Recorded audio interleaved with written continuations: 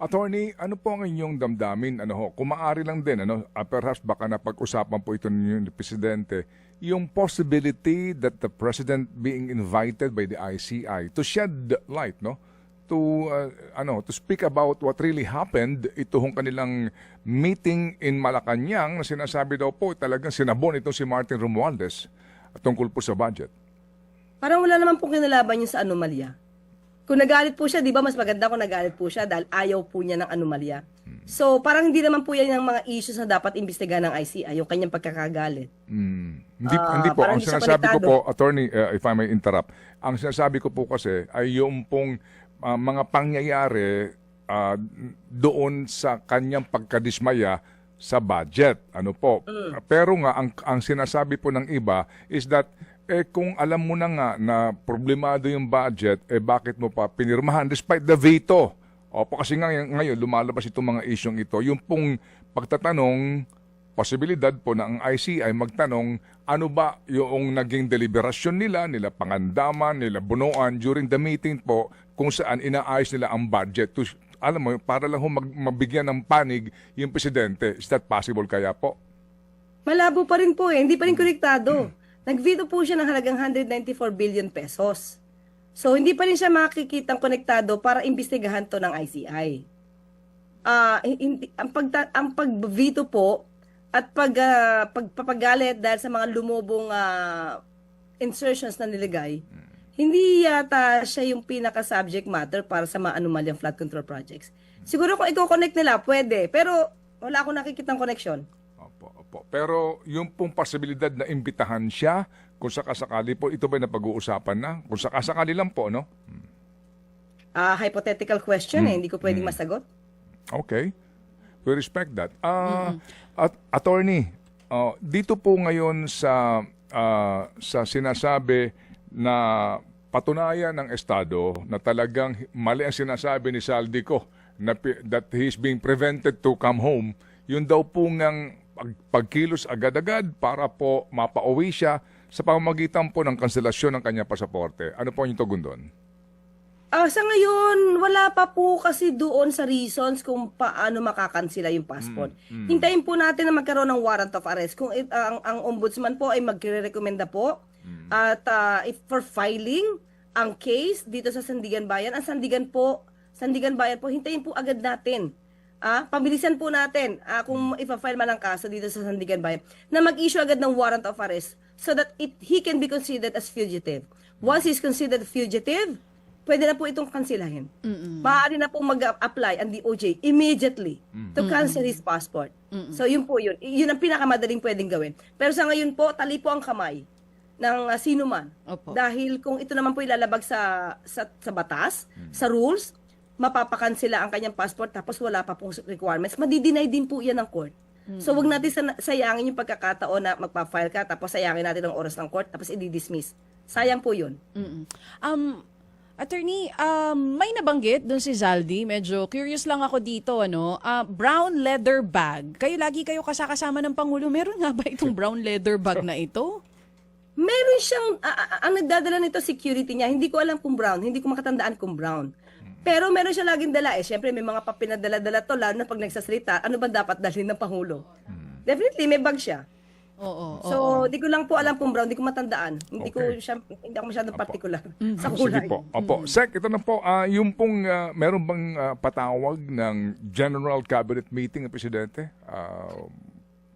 Kung meron man Ngayon po. Tungkol po dito, can we say it na today, definitely po we have instability and uncertainty sa ingay po na atin napapakinggan. At kanina po nakausap namin itong grupo ho ng isa sa mga grupo ng mga negosyante at sila nga po nababahala dito po sa ingay na ito at yung effect nito sa ating ekonomiya. Doon po sa usapin na yun po, Madam Secretary. Kung tutusin niyo po, kung hindi naman magkakaroon ng panggugulo, yung mga gustong patanggalin ang Pangulo. Yung pong rally patungkol sa paglaban sa korupsyon, yan naman po ay nararapat. Dahil kinakalaban din po ng Pangulo ang korupsyon. Maganda po sa pagtingin ng mga investors na ang gobyerno mismo ang sumasawata, sumusugpo sa korupsyon. Pero yung para patanggalang Pangulo, na adhikain ng mga destabilizers, yun po yung nakakagulo. So kung wala ito, tuloy-tuloy lang ang Pangulo sa pagtatrabaho, tuloy-tuloy ang Pangulo sa pagsugpo sa korupsyon, tingin ko hindi naman dapat makaapekto sa ekonomiya, dapat nga mas magpataas pa ng ekonomiya po natin. Opo.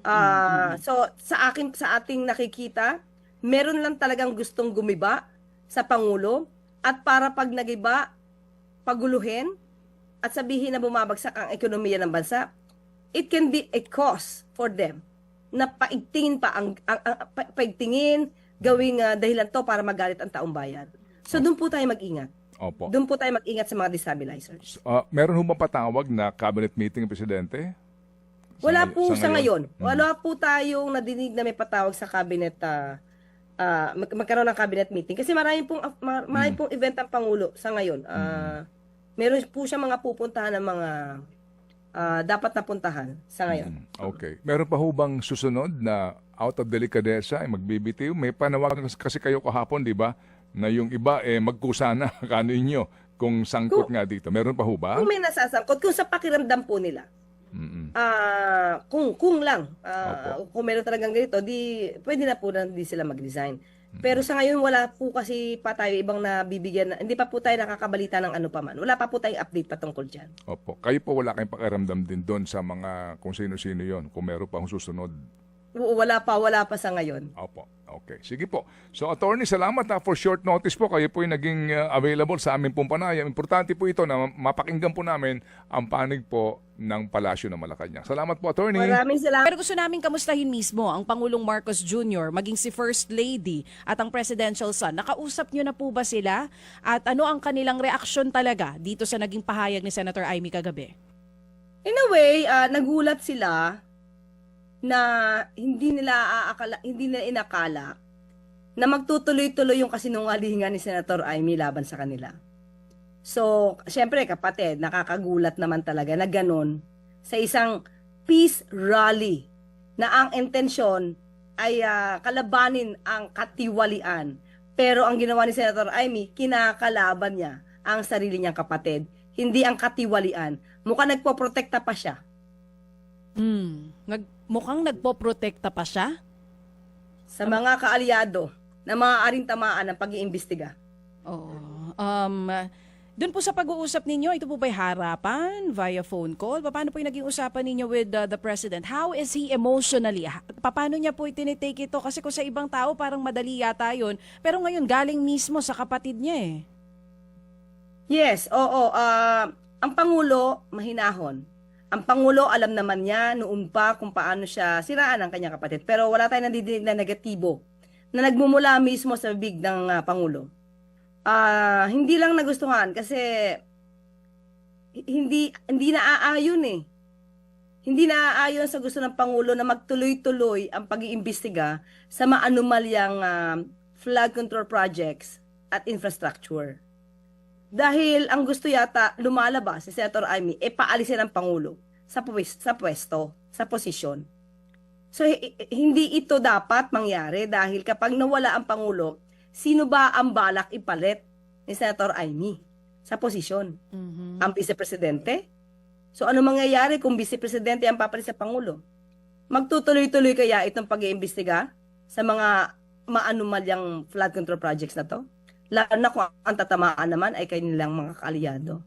So, nakakataka lang na para nagpapagamit si Senator Amy dahil ba sinabi ni VP Sara noon, ni VP Sara na hostage siya ng Vice-Presidente hanggat hindi napapalaya ang kanyang ama? Sabi niyo po, ang Pangulong Marcos ay mahinahon dito sa pagtanggap sa naging pahayag ni Senator Amy. Ang First Lady, kamusta po? Ganun din po. Mahinahon. Mas lalo din. mahinahon. Oo. Mas lalo mahinahon. Kalma lang sila pareho, Yusek. Hindi naman po kasi kailangan na mag-meltdown. Hindi kailangan magmura sa mga ganitong klaseng sitwasyon. Hindi ganun yung kanilang ugali. Pero kailangan kalabanin ang fake news. Yun naman po yun eh. Opo. Ang sinasabi, napanood daw mismo ng Pangulong Marcos yung video kagabi. Tama po ba ito? Yung mismong... Kung napanood ng live, hindi ko po alam. Oo, Kung napanood oo. nila mismo noong oras na yon, Oo. ng live. Oo. May Pero ang napanood na po nila ay yung lumabas na sa SOCMED. Attorney, may plano po ba ang Pangulo to face the media today or in the coming days at diretsong sumagot dito sa mga naging alegasyon ng kanyang kapatid? Sa ngayon wala pong schedule. So tignan po natin. Hindi pa po nakapag-schedule kasi marami pong pupuntahan ng Pangulo. Hindi po yan naka-schedule sa ngayon. So marami po siyang pupuntahan at marami po siyang bibisitahin. So hindi po hahadlangan ng isang Senator Amy, mga salita niya kasinungalingan, ang mga trabaho po ng Pangulo. Hindi Hindi lang kailangan madiskarel ang pagtatrabaho sa gobyerno. Yes po. Hindi lang si Senator Amy malamang ang sakit ng ulo ng Pangulo ngayon. Last Friday, hindi po ba, may video din na inilabas etong si Zaldico na pinaparatangan yung di umano budget insertions ng Pangulong Marcos Jr. kasama po yung kanyang pinsan na si Martin Romualdez. Yun po ba hindi niya sasagutin na siya mismo? Hindi po galing sa inyo, attorney, kung sakali? Hindi naman nakakasakit ng ulo yung mga sinabi ni Zaldico. Sinabi nga ng Pangulo, I will not dignify with that kind of statement. Unang-una video po yun. Tapos ang daming mga loopholes, ang daming inconsistencies. So paano naman mababahala ang Pangulo dyan? Hindi na nga po siya nagsalita, marami na po mambabata sa sinasabing imposible or hindi makatotohanan yung sinasabi ni Zaldico. Ang Pangulo pa po ba ang magseseryoso sa video na ito? So hindi po yan nakakabahala. Hindi po naging problema ng Pangulo si Zaldico sa video na yan. Hindi niya problema ito. Hindi siya hadlangan ni Amy, even ni Zaldi to do his job today as is lamang yung schedule ng Pangulo.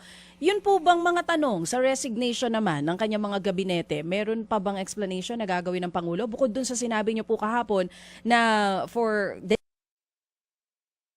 delikadesa, yun nangyari pong yun, na pagre-resign ni dating DBM Secretary Amena Pangandaman at ni dating Executive Secretary Bersamin. Wala na, yun na po yun. Nag-resign sila voluntarily out of delikadesa. At kung mayroong magaganap na pag-iimbestiga dahil nabanggit ka din ng pangalan, ito naman po ay tatanggapin nila. Pero kung ang pagbabatahin lang po yung video na walang kakwenta-kwenta ni Zaldico, baka walang makuwang anumang ebidensya laban sa kanila. Kung yun lang po.